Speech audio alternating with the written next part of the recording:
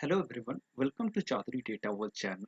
Today I am here with a new video on data modeling, that is entity relationship modeling.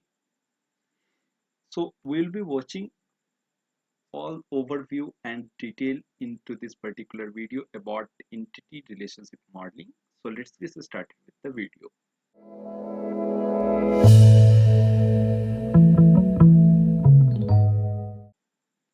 Before moving ahead with the entity relationship modeling, yesterday in previous video I have covered a introduction to data modeling. In this introduction of data modeling, I have covered up that there are different data modeling techniques. Those are entity relationship modeling, that is also called as ER modeling, then dimensional modeling, unified modeling language, data flow diagram, object-oriented modeling, data vault modeling, and normalization. All these techniques I am going to cover up one by one. So today, first one it is over there, that is entity relationship modeling. So when I'm just jumping to entity relationship modeling, which is also called as ER modeling, what it basically is. So it is the representation of overall logical structure of the database graphically. Since we saw yesterday that in our data modeling, we are having three phases. First one is the conceptual phase, and then logical phase, then physical phase. So conceptual phase is something which is in which this ER modeling comes into the picture. You can see that entity relationship diagram it is for the conceptual. So when you are on to the brainstorming phase for any particular business in which you are going to create the data model for that, there it comes on very first, that is conceptual level, and in conceptual level we are having this entity relationship ER model, you may say, or ER diagram, you may say. So this ER diagram is the representation of logical structure, that is graphically. Now moving ahead with the topic, that is we are having multiple things into this entity relationship modeling that are in and the basic three things are there, that are entity, attribute, and then relationships. Now question come, what is entity, attribute, and relationship? This is very much clear, and this is very much you may say simple as well. So entity is nothing but, suppose if you are having a table into, if you want to create a table for your business, that table might be I have covered up with this example. Let me go to this example. Suppose you are having this customer, product, and order table. So this customer table, it is called as entity.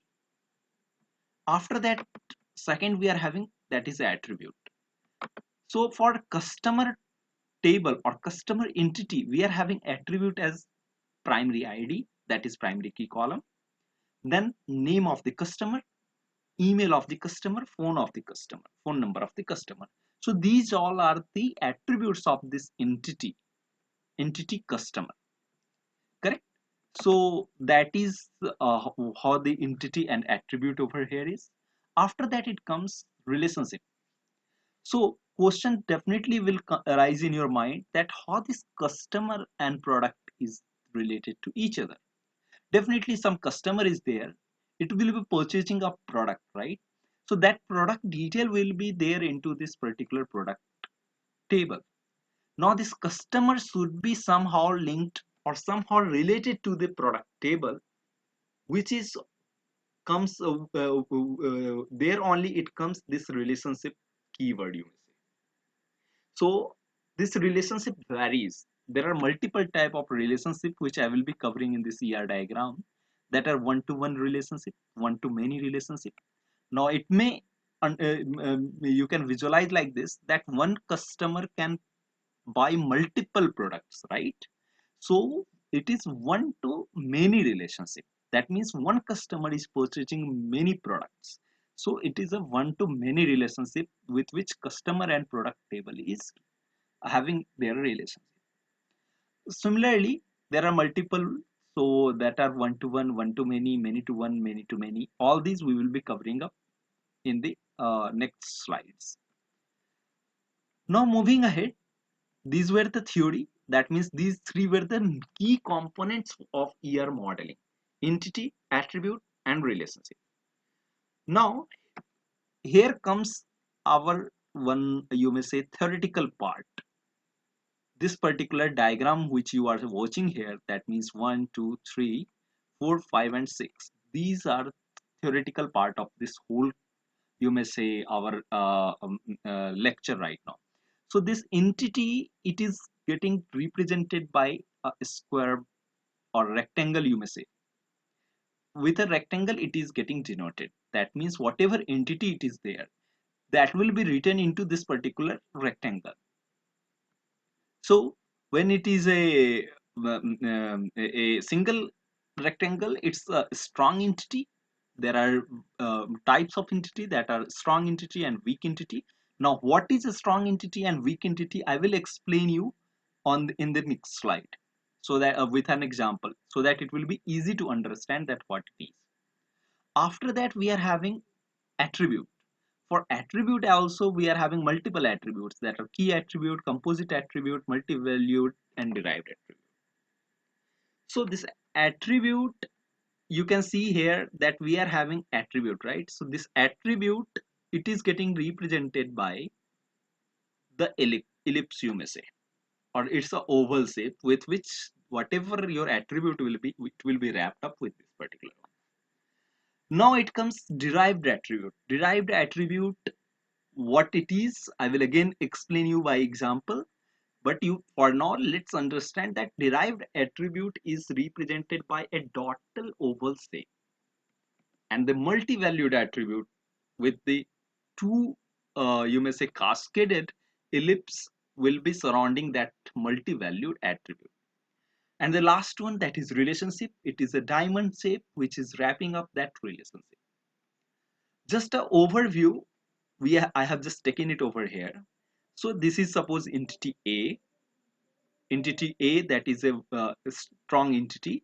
It is having their really, you may say, attributes, that are attribute, you may say, this 1 2 3. So these many attributes are for this entity A. For this particular table, these three are columns. It may be understood like this. After that we are having some relationship established between this entity A and entity B. Now entity A and entity B is nothing but two different tables, that is table A and table B. Those two tables will be somehow in the relationship, right? So this relationship here again denoted by this diamond which we saw here, and whatever the relationship will be, it will be written over into this diamond shape. After that, for entity B, again there are three attributes. So this is how it will be representing. Let's jump to one example so that you will be better understanding how the things can be executed in real time scenario. So here you can see you are having, suppose, customer table or customer entity. Now this customer entity is having ID column into it, that means ID attribute, name attribute, DOB attribute, phone attribute, age attribute, and address attribute. Now it comes here that this particular ID, this ID is the primary key over here. Since it is having its primary key, customer is having customer table, or you may say customer entity is having the primary key, and of course the customer table will be in itself enough for the handling its own data. It will not be dependent on the other tables. Suppose if you are having some order detail table, that order detail table will be definitely be dependent on your customer table, right? Because order can't be there if customer will not be there, correct?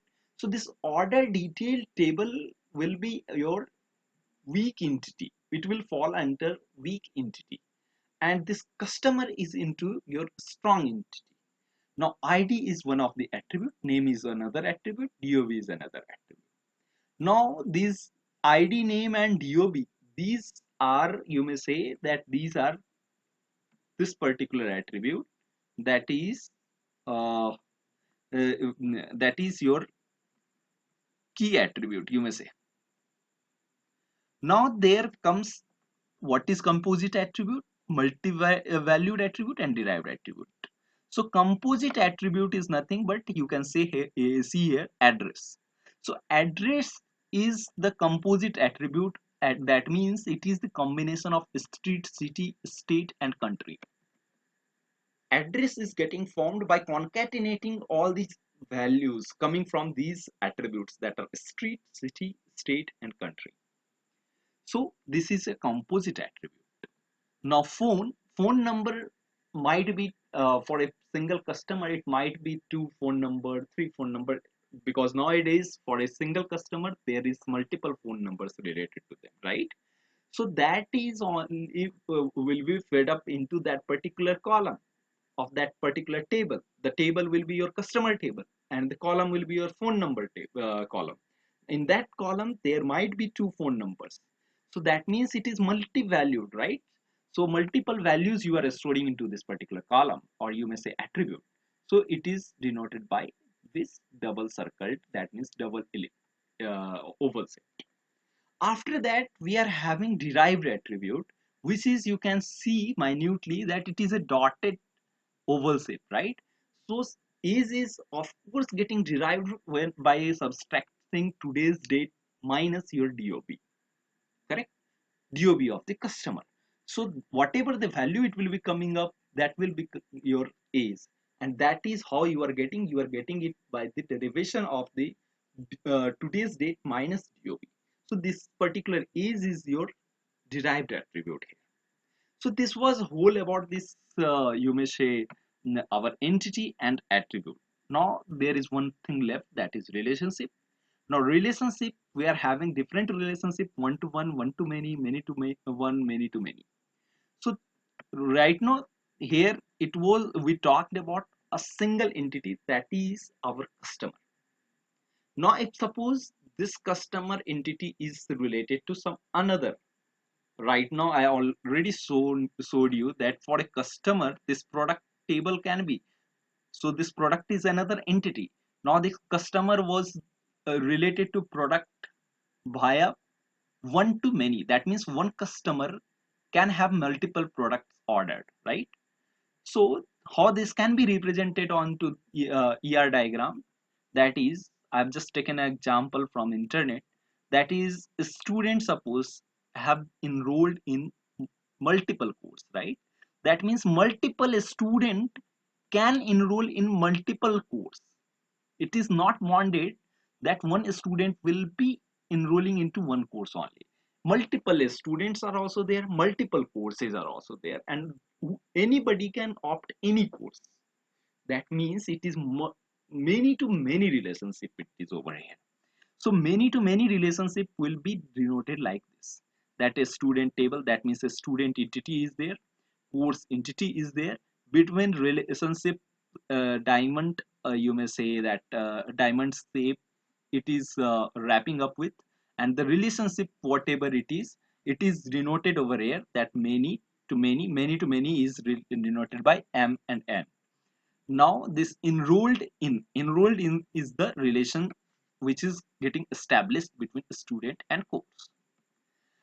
For one to many, that is customer, there is some customer, for a single customer there can be multiple orders, right?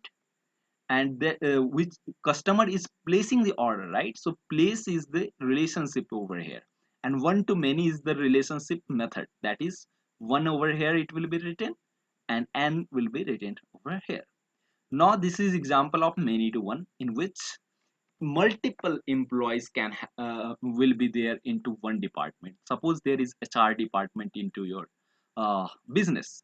So in HR department there can be multiple employee, and this employee is entity, it is over here, and department entity over here, which is having relationship of many to one, and relationship string will be works in, there are employee works in this particular department.